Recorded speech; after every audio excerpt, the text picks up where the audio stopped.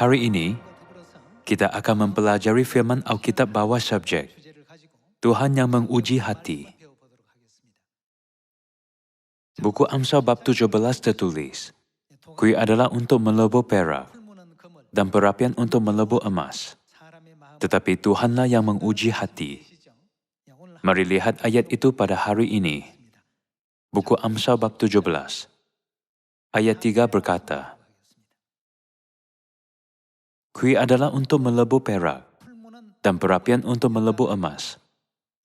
Tetapi Tuhanlah yang menguji apa? Menguji hati. Semua firman Tuhan mengandungi ajaran yang menguji hati kita. Kadangkala, firman-Nya mengandungi ajaran yang buat kita berfikir, dapatkah kita melakukannya? Untuk mentaati dan mengamalkan firman itu, banyak kesabaran, usaha, dan kerja keras amat diperlukan untuk mengatasi kesulitan. Itulah sebabnya Alkitab berkata, Kui adalah untuk melebur perak, dan perapian untuk melebur emas. Tetapi Tuhanlah yang menguji hati. Ada babak untuk menunjukkan bagaimana Dia menguji dan memurnikan hati kita. Babak itu dipanggil 40 tahun di padang gurun. 40 tahun kehidupan umat Israel di padang gurun ialah bayangan dan contoh untuk jalan padang gurun iman kita. Jadi, Tuhan mahu menguji dan memurnikan apa? Sepanjang 40 tahun itu, Dia mahu menguji hati mereka pada tiap-tiap saat. Pada masa itu, bagaimanakah persekitaran yang diberikan? Sesetengah orang menjalani latihan yang amat sukar untuk menguatkan badan yang lemah. Semasa menjalani latihan, mereka tidak dapat menjalani kehidupan seperti orang biasa. Jadi proses itu pasti amat sukar. Biasanya, orang tidak mengangkat barang yang begitu berat. Tapi bagi orang yang mahu membina kekuatan, akan sengaja angkat dan bawa barang berat, atau naik turun dengannya setiap hari. Jenis orang itu menjadikannya tabiat, supaya mereka menjadi lebih kuat daripada orang lain. Jadi Tuhan berkata bahwa Dia akan memberi apa untuk menguji dan memurnikan hati kita. Apakah yang harus kita alami untuk memasuki kerajaan syurga? Menurut buku Kisah Para Rasul, kita harus mengalami banyak sengsara. Kalian semua, jika kita percaya Tuhan, bukankah harus ada jalan mudah terbuka bagi kita? Tetapi Yesus berkata apa? Jika kamu mengikut aku, pikulah apa? Salib sendiri. Jika kita mempercayai Tuhan dan ingin mengikut jalannya, kita mesti memikul salib sendiri. Secara ringkas, bukankah jalan itu bermaksud jalan kesulitan dan jalan penderitaan?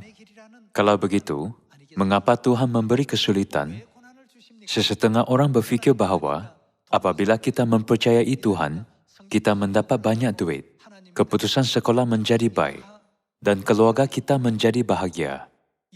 Tidak.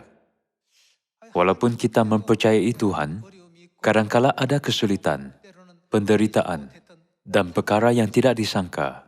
Kita mungkin berfikir, aku percaya Tuhan, kenapa hal ini berlaku? Sebaliknya, ada sebab. Alkitab berkata, Kui adalah untuk melebur perak, dan perapian untuk melebur emas. Tetapi Tuhanlah yang menguji hati. Jika kita sering diberikan keadaan yang baik, dapatkah kita dimurnikan? Tuhan meletakkan kita dalam kesulitan untuk melihat bagaimana kita mengatasinya. Melaluinya, Dia memilih anak-anak syurgawi. Bapa Daud ada 8 orang anak lelaki, termasuk Daud. Tetapi Tuhan berfirman, bukan anak sulung Eliab, anak kedua, atau anak ketiga, Apabila Samuel pergi memilih raja kedua untuk menggantikan Raja Saul, dia melihat anak-anak Isai semua kelihatan tegap, kacak dan kuat. Tetapi Tuhan berkata, bukan ini, bukan itu, dan menolak mereka semua. Samuel menanyai Isai, yaitu bapa Daud, inikah anakmu semuanya? Jawabnya, masih ada seorang, tetapi dia sedang menggembalakan domba. Samuel berkata, suruhlah memanggil dia. Apabila dibawa pulang, muka Daud kelihatan sangat lembut dan masih mempunyai rambut bayi. Dia seorang anak bongsu muda dan belum cukup tua untuk dipanggil pemuda.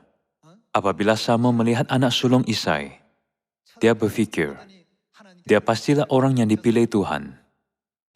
Namun Tuhan berkata, aku tidak melihat sebagaimana manusia melihat. Manusia melihat penampilan lahiriah, tetapi Tuhan melihat hati. Penampilan dan hati orang kadangkala sama, tetapi kebanyakan masa tidak. Atas sebab itu, Tuhan mengurapi Daud kerana menganggap imannya sebagai yang terbaik. Itu pun sama dengan kita pada hari ini. Kita perlu berfikir, tidak kira bagaimana penampilan dan rupaku, apabila Tuhan melihat hatiku, adakah aku berada dalam kedudukan yang sama dan dianggap layak seperti Daud? Pada tahun 1913, sebuah novel yang bertajuk Pollyanna diterbitkan di Amerika. Watak utama ialah seorang budak perempuan bernama Pollyanna. Budak perempuan ini sepanjang hidup bermain permainan gembira, yaitu mencari sesuatu yang menggembirakan dalam apa jua situasi, tidak kira berapa buruk situasinya. Pollyanna dalam novel itu merupakan lambang kepositifan. Contohnya, hidupnya menderita dan dia terpaksa hidup di ruang loteng. Dia boleh mengeluh dan merungut, "Cis, apakah hidup ini? Orang lain ada ruang tamu yang luas dan bilik dengan katil besar. Tapi aku terpaksa hidup di loteng buruk ini, yang tiada langsir." Namun, Pollyanna selalu berkata, apakah kegembiraan yang tersembunyi di sini? Dia mencari sebab untuk berasa gembira di sana. Melalui permainan gembira, dia menjumpai sebab untuk gembira dengan berfikir, bagusnya untuk tinggal di loteng ini, yang tiada langsir. Aku dapat pandang langit sepuas-puasnya. Suatu hari, dia lambat pulang dan ketinggalan makan malam. Makan malam sudah berakhir, dan dia hanya ada sekeping roti. Dia tidak merungut terhadap makanan teruk itu, dengan berkata, orang lain makan steak dan makanan sedap, tapi kenapa aku hanya makan sekeping roti? Sebaliknya dia berkata, aku sangat suka roti. Disebabkan karakternya yang positif, sesiapa sahaja yang dia temui pun menyukainya. Apabila permainan gembira diteruskan, kampung yang sedih akhirnya pun menjadi gembira. Seperti Pollyanna, semua orang kampung berusaha menemukan sesuatu untuk bergembira. Jadi seluruh kampung dipenuhi sukacita serta kebahagiaan, dan tiada orang mengeluh. Sama ada kanak-kanak atau dewasa, semua yang menyertai permainan gembira mencari sebab untuk bergembira dalam hidupnya. Janganlah berkata, disebabkan pandemik, suamiku tiada kerja, dan keluarga ada masalah keuangan. Dalam keadaan itu, carilah kehendak Tuhan yang menguji hati kita, daripada berkata sebegitu. Berkatalah, aku sangat bersyukur kerana ada Bapa sejati dan aku bertemu dengan Tuhan Ibu. Kita harus cari kehendak Tuhan, yang akhirnya ingin memberi kita berkat dan sukacita. Kita harus berfikir, dulu suami sibuk dengan kerja, sehingga dia tiada masa untuk belajar satu ayat pun dalam Alkitab. Tetapi sekarang dia ada di rumah. Dia ada banyak masa untuk pelajari Alkitab dan mendekati Tuhan. Aku sangat gembira. Kita harus main permainan gembira di semua Sion, agar sentiasa menjumpai sukacita. Jadi, dalam 1 Tesalonika bab 5, tertulis, bersukacitalah senantiasa, tetaplah berdoa, mengucap syukurlah dalam segala hal. Janganlah bandingkan sendiri dengan orang lain, dan berasa sedih dengan berfikir, orang lain nampak baik, tapi kenapa hanya aku begini? Tetapi marilah berkata seperti Pollyanna, aku suka loteng ini, yang tiada langsir, kerana dapat melihat langit sebaik sahaja aku buka mata. Dan aku sangat suka roti, apabila hanya ada roti untuk makan malam. Kalian semua, kita mesti main permainan gembira di Sion. Walaupun Ali mengatakan sesuatu yang tidak menyenangkan, Anda harus berfikir, mulai sekarang, aku tidak boleh bercakap seperti itu dengan orang lain, kerana itulah perasaannya. Daripada tersinggung, Anda perlu fikir, aku mungkin mengatakan sebegitu kepada orang di sekeliling, atau buat muka seperti itu tanpa sedar. Kita harus sentiasa mempertimbangkan setiap situasi seperti itu. Jadi Tuhan berkata, kuih adalah untuk melebur perak, dan perapian untuk melebur emas. Tetapi Tuhanlah menguji apa? Tuhan meletakkan kita dalam berbagai situasi. Untuk menguji apa? Dia terus menguji hati umat Israel sepanjang 40 tahun di padang gurun. Kadangkala, Tuhan buat musuh mereka kelihatan sangat kuat. Senjata atau keadaan kota mereka nampak lebih baik bagi umat Israel yang berjalan kaki di padang gurun. Mereka perlu berlawan dengan musuh yang kelihatan seperti manusia, dan mereka seperti belalang. Namun, bagaimana akhirnya? Akhirnya, Tuhan memberi mereka kemenangan, bukan? Mereka sering diingatkan, kita ada Tuhan. Selagi ada Tuhan, itu bukanlah apa-apa. Tuhan mereka sudah meninggalkan mereka. Tapi bukankah kita ada Tuhan? Mereka akan kita telan habis. Tuhan sering menguji hati kita, agar kita dapat mengatasi kesusahan secara berterusan. Akhirnya, Tuhan membimbing orang sebegitu ke kerajaan syurga yang kekal. Hari ini mari memahami hal ini sekali lagi melalui firman Tuhan. Mari buka buku Ulangan bab 8. Bab 8 ayat 1 tertulis, segenap perintah yang kusampaikan kepadamu pada hari ini, haruslah kamu lakukan dengan setia. Tiada firman yang Tuhan perintahkan adalah senang untuk dilakukan. Kadangkala, ia bukan sesuatu yang kita suka atau ingin dilakukan. Kadangkala, itu jalan yang kita tidak mahu ambil. Namun itulah firman Tuhan untuk melakukannya. Jadi bagaimana? Kita mungkin berfikir, hari ini ialah hari Sabtu. Orang lain di dunia berehat pada hari cuti. Patutkah aku pergi ke gereja? Tuhan melihat hati kita. Kita harus berfikir, Bapa dan Ibu datang ke bumi ini untuk menyelamatkan kita pendosa di syurga. Jadi, aku harus sambut hari Sabat ini dengan baik-baik. Aku akan diberkati dengan beribadah dan berasa gembira. Tuhan melihat dan menguji hati kita, supaya kamu hidup dan bertambah banyak, dan kamu memasuki serta menduduki negeri yang dijanjikan Tuhan, dengan sumpah kepada nenek moyangmu. Ingatlah kepada seluruh perjalanan yang kau lakukan atas kehendak Tuhan, Tuhanmu, di padang gurun selama 40 tahun ini, dengan maksud merendahkan hatimu, dan apa? Mencobai engkau. Apakah yang Tuhan buat dengan mencobai kita? Dia memurnikan hati kita. Dengan kuasa Tuhan, Dia menghujankan mana dari langit sepanjang 40 tahun. Tidak bolehkah Dia menurunkan hujan apabila tiada air? Tetapi Dia memimpin umat Israel hanya di jalan padang gurun yang tiada setitik air pun. Dan buat Musa memukul batu untuk mengeluarkan air apabila mereka mengadu. Adakah Tuhan tidak dapat memberi air sebelum itu?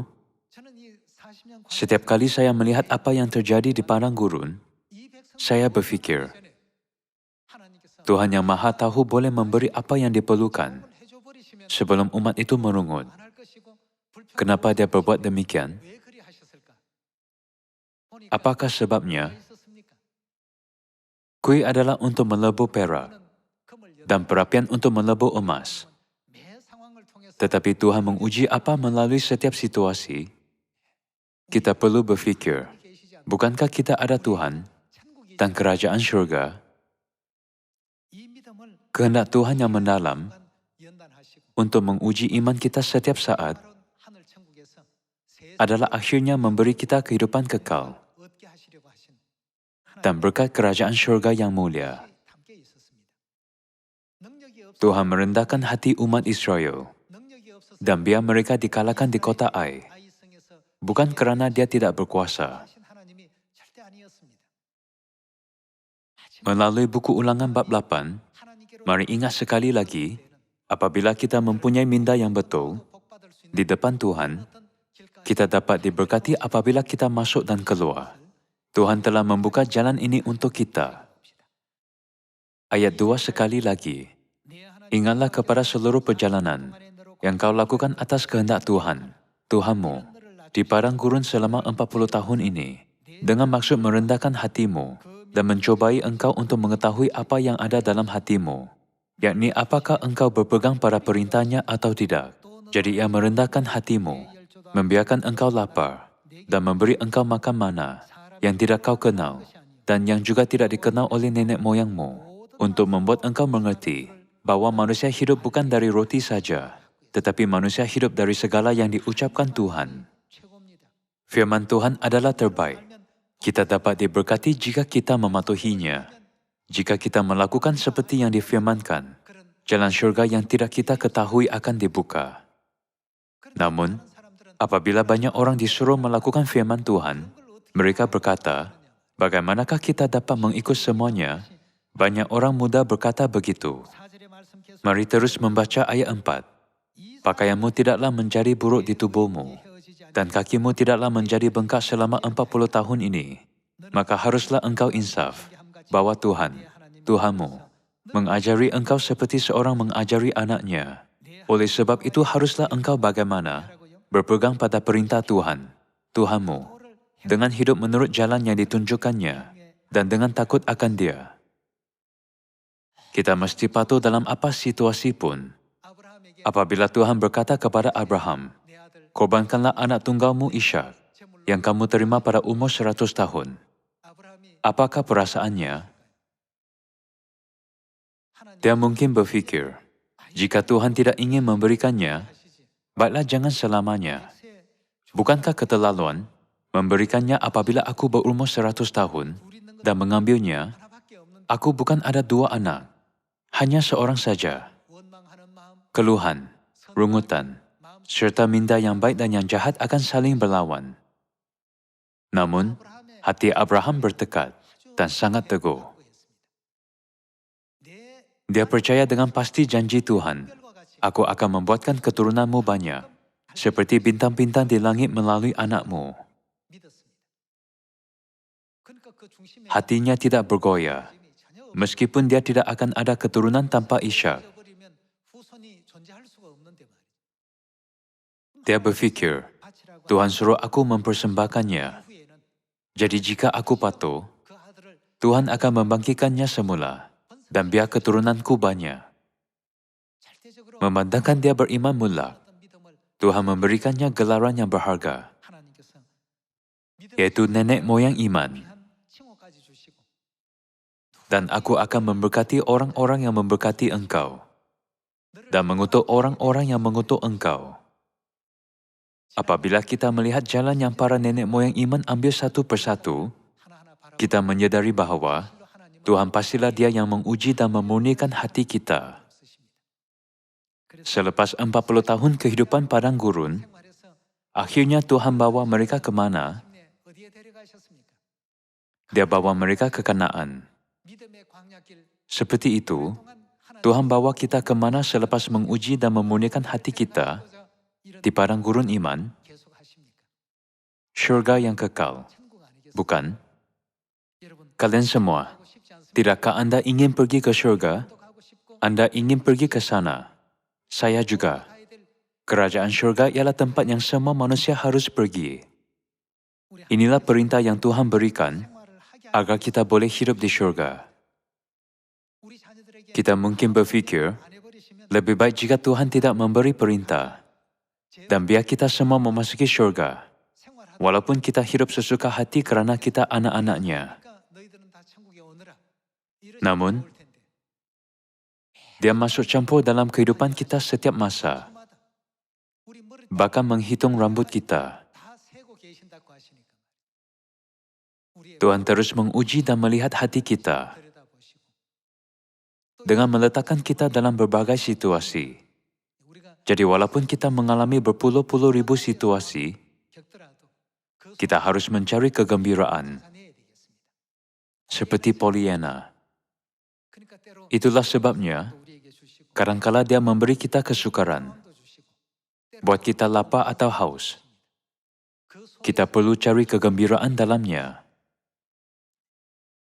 Umat Israel seharusnya berfikir, berbanding dengan tanah Mesir, di sini tiada sebatan, aniaya, perintah pengeras abdi, atau kerja berat yang tidak ingin kita lakukan. Kita telah dibimbing ke tempat yang lebih baik. Jika itu Pollyanna, meskipun dia anak kecil, mungkin dia akan mengatakan demikian. Sion kita harus begini. Mari lihat buku 1 Tesalonika, bab 5 ayat 12. Kami minta kepadamu, saudara-saudara, supaya kamu menghormati mereka yang bekerja keras di antara kamu, yang memimpin kamu dalam Tuhan, dan yang menegur kamu, dan supaya kamu sungguh-sungguh menjunjung mereka dalam kasih, karena pekerjaan mereka. Melakukan apa?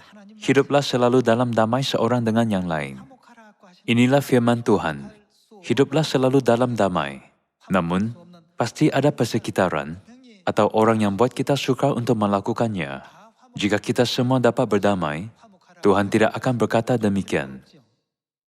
Ayat 14. Kami juga menasihati kamu, saudara-saudara. Tegurlah mereka yang hidup dengan tidak tertib. Hiburlah mereka yang tawar hati. Berlalah mereka yang lemah. Sabarlah terhadap semua orang. Perhatikanlah, supaya jangan ada orang yang membalas jahat dengan jahat. Tetapi usahakanlah senantiasa yang baik terhadap kamu masing-masing dan terhadap semua orang. Bersukacitalah senantiasa. Kita harus main mencari gembira di Sion. Apabila Tuhan suruh kita sentiasa bersukacita, itu bermaksud bahwa kita perlu mencari kegembiraan dalam setiap situasi. Sama ada itu baik, sukar, atau sedih. Apabila seseorang terus bermain mencari gembira, persekitarannya akan berubah. Lalu seluruh negara, malah seluruh dunia pun akan berubah. Segala hal bukan hanya bersyukur untuk hal yang dapat disyukuri, tetapi mencari kesyukuran, bahkan antara persekitaran, atau keadaan yang suka disyukuri pun. Inilah kehendak siapa? Mari lihat ayat 18. Mengucap syukurlah dalam segala hal, sebab itulah yang dikehendaki Tuhan di dalam Kristus Yesus bagi kamu. Janganlah padamkan roh, dan janganlah anggap rendah nubuat-nubuat. Ujilah segala sesuatu, dan peganglah yang baik. Jauhkanlah dirimu dari segala jenis kejahatan. Ada orang mungkin berkata, dunia tidak sebegitu. Adakah aku harus hidup seperti orang bodoh? Kita tidak hidup seperti orang bodoh. tetapi seperti orang jenius. Mengapa? Bukankah kita sekarang memilih jalan untuk diberkati apabila masuk dan keluar dan jalan ke syurga? Kadangkala, Anda mungkin berasa marah apabila melihat penjahat dan berfikir, lebih baik jika mereka dibinasakan. Tetapi Yesus berkata, ampunilah mereka, sebab mereka tidak tahu apa yang mereka perbuat. Apabila diaken Stefanus dipukul mati dengan batu, dia pun berkata sebegitu dan bersyukur, kerana syurga yang akan dia pergi berada di depan mata. Mereka hidup sebegitu lalu pergi ke neraka, tetapi kita pergi ke syurga. Bukankah orang yang mempunyai kelimpahan harus mengasihani orang yang tiada apa-apa? Mereka fikir bahawa mereka mempunyai segala sesuatu, tetapi sebenarnya tidak. Bukankah kita ada lebih daripada mereka? Sebab itulah Tuhan berkata, bersukacitalah sentiasa. Inilah kehendakku, inilah kehendak Bapa. Untuk lihat sama ada kita mempunyai minda untuk bersyukur dalam segala hal. Kadangkala Tuhan biar perkara yang tidak disangka dan menyenangkan berlaku di sekeliling kita. Walaupun orang lain kelihatan hidup bahagia kerana ada ini dan itu, pada hakikatnya, mereka semua orang yang kasihan secara rohani. Sebaliknya, Tuhan membuka mata kita agar kita dapat melihat, mendengar, dan mengerti, serta mengumpulkan berkat syurgawi setiap hari dan hari Sabat. Namun, mereka menghabiskan seluruh hidup dan masa hanya untuk perkara yang akan binasa, kasihan. Jadi Tuhan berkata, bersukacitalah sentiasa. Aku sedang menguji dan memurnikan hatimu. Mengucap syukurlah dalam segala hal. Sentiasa berdoa apabila kamu dalam kesusahan. Mari berbuat denganku. Inilah kehendak Tuhan bagimu. Kita sangat diberkati kerana Tuhan ialah ibu bapa kita. Bapa dan ibu betul-betul mengampuni, murah hati dan sabar. Pada saat ini juga, Tuhan berada di sini sebagai ibu bapa kita. Kita ialah pendosa dari syurga, namun mereka tidak membenci kita. Sebaliknya, mereka meninggalkan tata syurgawi, memakai badan manusia yang rendah, menyembunyikan badan mulia dalam kemah badan dan datang ke bumi ini, sanggup mencurahkan darah yang berharga di atas salib, serta mengalami kelahiran, penuaan, penyakit, dan kematian seperti manusia. Ibu masih menjaga anak-anak Sion pada saat ini pun, menderita dan mengalami kesukaran seperti manusia. Kita sering melalaikan ibu bapa fisikal. Begitu juga, kita sering melupakan ibu bapa syurgawi semasa menjalani kehidupan yang sibuk di bumi ini. Mari mempunyai minda iman yang baik, dengan sering bertakwa dan berkata, walaupun di jalan yang bapa dan ibu ingin berikan kadangkala ada bukit atau lopak, inilah jalan yang mereka buat untuk kita. Jadi kita harus ambil jalan ini sampai akhir. Seperti firman, orang yang bertahan sampai pada kesudahannya akan selamat. Semoga kalian dapat mengambil jalan ini dengan kesabaran sampai akhir. Saya ingin memberi kesyukuran, kemuliaan, dan pujian kepada Bapa dan Ibu Syurgawi sekali lagi untuk menjadi ibu bapa kita. Dengan berharap agar Anda menerima banyak rahmat, saya tamatkan khutbah hari ini. Sekian, terima kasih.